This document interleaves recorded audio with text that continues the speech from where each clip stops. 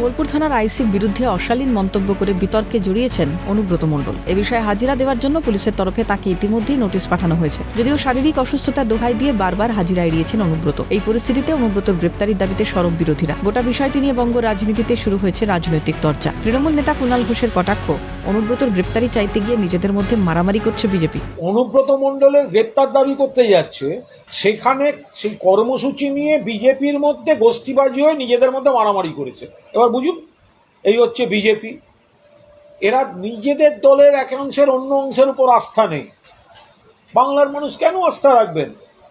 বাংলার শত্রু বাংলার অধিকারকে বঞ্চনা করে, বাংলার বকেয়া দেয় না, উৎসাহ করে, ওখানে গিয়ে সার্কাস দেখিয়েছে নিজেদের। যদিও এই ইস্যুতে রাজ্য প্রশাসনকে একহাত নিয়েছে গেরুয়া শিবির। বিজেপির রাজ্য সভাপতি সুকান্ত মজুমদারের অভিযোগ, অনুব্রতর সুমধুর বাণী দিয়ে তৃণমূল রাজ্যের পুলিশ আধিকারিকদের নিয়ন্ত্রণ করছে। অনুব্রত মণ্ডলের মুখনিসৃত যে সুমধুর বাণী, এই বাণী দিয়েই তৃণমূল কংগ্রেস পুলিশ অফিসারদেরকে কন্ট্রোল করে এবং এইভাবে কন্ট্রোল। এবং রাজীব কুমারকে ফোন করছেন এবং ফোন করে যে বিশেষণ ব্যবহার করলেন তার আইসি সম্পর্কে, আমরা তো অবাক যে রাজ্য পুলিশের ডিজি ওই রাত্রিবেলা বসে অনুব্রত মণ্ডলের মতো একজন অর্ধশিক্ষিত লোকের কাছ থেকে এই ধরনের কথা শুনছেন আর তারপরেও চুপ করে আছেন। নিজের পুলিশ কর্মীর মা, স্ত্রী, তাদের ইজ্জত বাঁচাতে পারছেন না। একই সুর বিজেপি নেতা দিলীপ ঘোষের গলায়। তার প্রশ্ন, শশী পাঁজা এবং কাকলি ঘোষ দস্তিদারের মতো নেত্রীরা কি অনুব্রতর বাড়ির সামনে ধর্ণা দিতে যাবেন? এ ধরনের ভাষা ব্যবহার করা হচ্ছে, কোনো ভদ্রলোক এরপরে পুলিশে চাকরি করবে কিনা বা এই ধরনের দুষ্কৃতকারীদের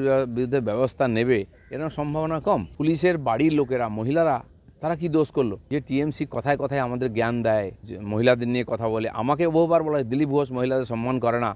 আমি তো কোনো মহিলাকে ব্যক্তিগত আক্রমণ করিনি, অসম্মান করিনি। শশী পাঁজার মতো যারা মহিলারা বা কাকলি ঘোষ দস্তিদার যারা ঝাঁপিয়ে পড়েন, আমাদের পার্টি অফিসের সামনে ধর্ণা দেন, তারা আজকে যাবেন কি অনুব্রতর বাড়ির সামনে ধর্ণা দিতে? শশী পাঁজাকে আমি জিজ্ঞেস করছি, আপনি একজন মন্ত্রী, একজন ডাক্তার, প্রতিষ্ঠিত নাগরিক, যান আজকে, নাহলে পার্টি থেকে রিজাইন করুন। কংগ্রেস নেতা অধীর রঞ্জন চৌধুরীর দাবি, যতদিন দিদি আছেন ততদিন অনুব্রতরা আছেন। অনুব্রতের বিরুদ্ধে ব্যবস্থা খোকাবাবু নিতে পারে না দিদি নিতে পারে সেটা সবাই জানে। খোকাবাবু ফটর করবে, দিদি ধমক পড়বে, চুপ করে যাবে। আর দিদির ধমক পড়ার দরকার নাই। দিদির হয়ে প্রচুর এরকম দিদির সাকরেদরা আছে, তারা খোকাবাবুকে অপমান করতে ময়দানে নেমে যাবে। অনুব্রতের জায়গাতেই থাকবে। যতদিন দিদি আছে ততদিন অনুব্রতরা আছে। পুলিশ মন্ত্রীর নীরবতাই প্রমাণ করছে যে উনি অনুব্রতর অভিযোগকে সমর্থন করছেন। দাবি সিপিএম নেতা বিকাশ রঞ্জন ভট্টাচার্যের। It's no good of saying that, oh, what Anubrata has said. That's why no action could be taken. And most interestingly, we'll notice that the police minister, who is the chief minister, did not utter a single word.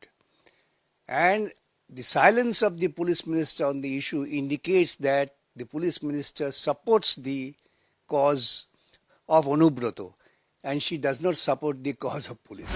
বছর ঘুরলেই রাজ্য বিধানসভা নির্বাচন। তার আগে অনুব্রতর এই কুরুচিকর মন্তব্য নিয়ে রাজ্য রাজনীতির পারদ যে চড়তে শুরু করেছে তা বলাই বাহুল্য। এর প্রভাব কি পড়বে 26-এর ভোটে? প্রশ্ন রাজনৈতিক মহলে। ক্যালকাটা নিউজ।